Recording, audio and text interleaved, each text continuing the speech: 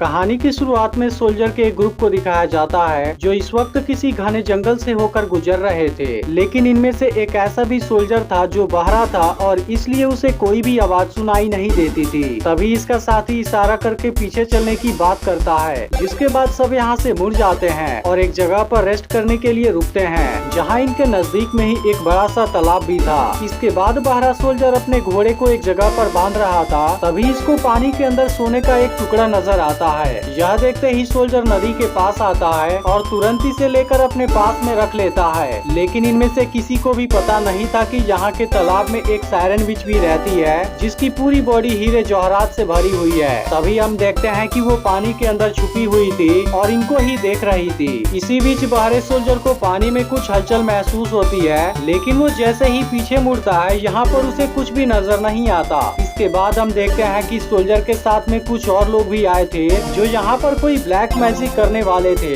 लेकिन तभी सायरन विच पानी से बाहर आ जाती है और वो अजीब तरीके से डांस भी करने लगी थी। लेकिन इसके बाद वो जैसे ही चिल्लाना शुरू करती है, इसकी आवाज को सुनते ही सभी सोल्जर इसके वश में हो जाते हैं और सभी के अंदर इसे पाने की चाहत आ जाती है। इसके बाद सायरन विच पानी के ऊपर अजीब तरीके से डांस करने लगती है, लेकिन अब उसके चिल्लाने की आवाज को सुनकर सभी सोल्जर बहुत अग्रेसिव हो गए थे और कुछ लोग तो एक झटके में ही मारे जाते हैं। लेकिन जो सोल्जर अभी भी बचे हुए थे, इन सभी के अंदर सायरन विच का अट्रैक्शन भी आ गया था। लेकिन अब कोई भी अपने होश में नहीं होता और ये एक दूसरे को ही मारते हुए सायरन विच की तरफ जाने लगते हैं, जबकि सायरन विच लगातार अपनी खतरनाक आवाजें निकाल रही थी और इसी के साथ वो पानी में पीछे की ओर भी जाने लगती है। तभी बहरा सोल्जर इनके इस हरकत को देखता है, लेकिन शुरुआत में उसे तो कुछ भी समझ नहीं आ रहा था, जबकि सभी सोल्जर एक दूसरे को भयानक तरीके से मारने लगे थे और पानी के अंदर जाने लगे थे। तभी बहरे सोल्जर की नजर सायरन विच पर जाती है, जिसको देखते ही वो काफी डर जाता है। लेकिन इसे सायरन विच की आवाज सुनाई नहीं दे रही थी, जिसकी वजह से इस पर उसका कोई भी असर नहीं हो रहा था। लेकिन दूसरी तरफ जितने भी सोल्जर को उसकी आवाजें सुनाई दे रही थी,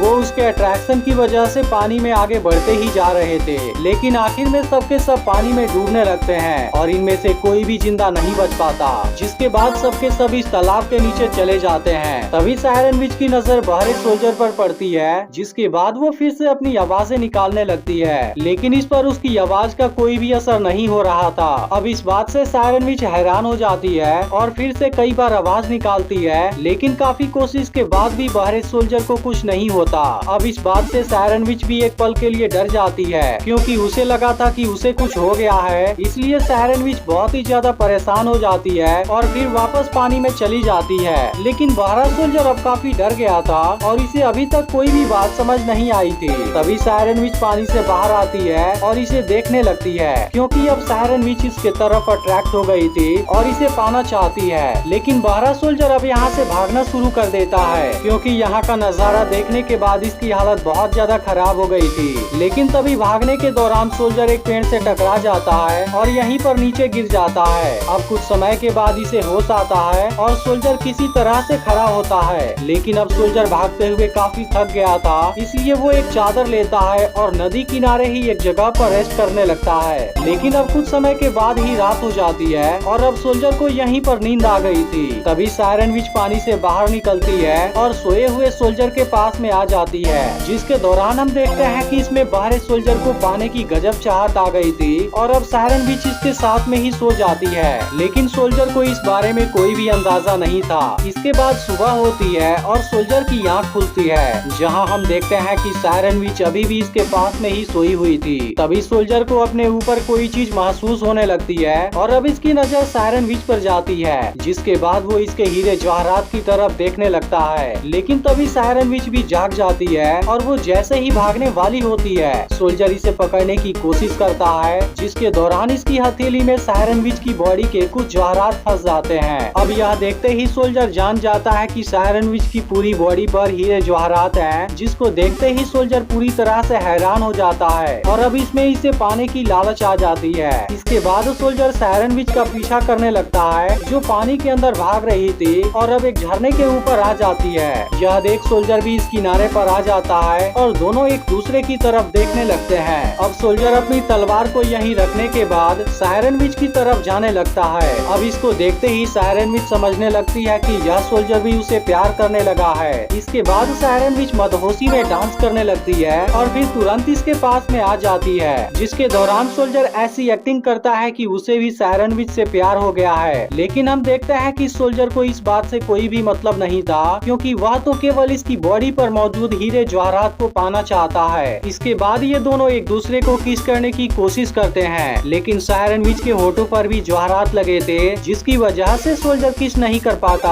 लेकिन अब सायरन विच खुद को नहीं रोक पाती और ऐसा ही उसे किस करने लगती है, जिसके बाद सोल्जर का होठ बुरी तरह से जख्मी हो जाता है और उसके मुंह से खून भी आने लगते हैं। लेकिन अब सोल्जर ऐसा होने देता है और फिर किनारे पर लाते ही सायरन विच को एक झटके में बेहोश कर देता है। अब इस तरीके से सोल्जर अपने इंटेंशन में कामयाब हो गया था। इसके बाद वो सायरन विच की पूरी बॉडी से हीरे जवाहरात निकाल लेता है, जिसकी वजह से सायरन विच की पूरी बॉडी बुरी तरह से जख्मी हो गई थी और अब सोल्जर इसकी बॉडी को पानी में फेंक देता है। जिसके बाद हम देखते हैं कि सायरन विच की बॉडी नदी में बहने लगी थी और इसका पूरा ब्लड पानी में फैलने लगा था। इसके बाद सोल्जर सभी हीरे जवाहरात को चादर में उठा लेता है और इसे लेकर यहाँ से जाने लगता है। लेकिन अब सायरन विच की बॉडी तालाब के अंदर आ गई थी, जो यहाँ पर अजीब तरीके से नीचे चली जाती है और यहाँ चारों ओर खून ही खून फैल जाता है, जो दिखने में बहुत ही भयानक लग रहा था। लेकिन यहाँ पर जो हो रहा था सोल्जर को इसके बारे में कोई भी अंदाजा नहीं था। फिर भी इसके पास में जितना खजाना था वो बहुत ही ज्यादा भारी था, जिसे ले जाने में इसे काफी दिक्कत हो रही थी और इस दौरान वो आगे बढ़ते हुए काफी थक जाता है। इसी बीच सामने इसे एक नदी नजर आती है, जिसके बाद वो पानी पीने के लिए इसके किनारे पर आ जाता है और इसके बाद वो जैसे ही पानी पीने जाता है सायरन विच का ब्लड यहाँ भी आ जाता है और सोल्जर इसके साथ में ही पानी को पी लेता है। लेकिन अब जैसे ही इस बात पर उसका ध्यान पड़ता है उसकी हालत बहुत ज्यादा खराब हो जाती है और वो काफी डर जाता है। लेकिन इसके बाद इसे आवाजें सुनाई देने लगती हैं, जो कि सायरन विच की ब्लड की वजह से हुआ था।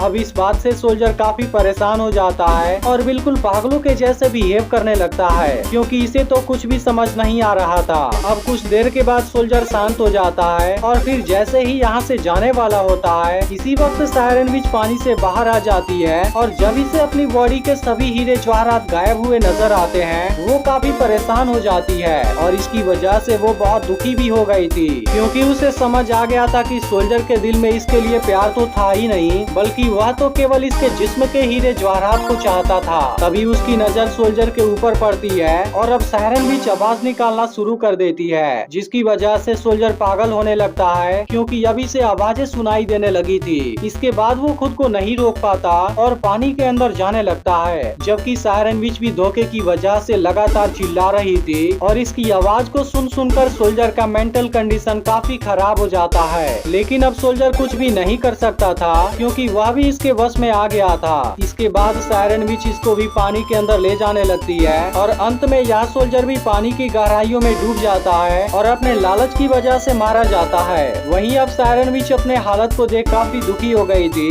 जबकि सोल्जर भी उस जगह पर आ जाता है जहाँ पर इसके बाकी साथी भी मरे पड़े हुए थे और यह कहानी इसी के साथ में एंड हो जाती है।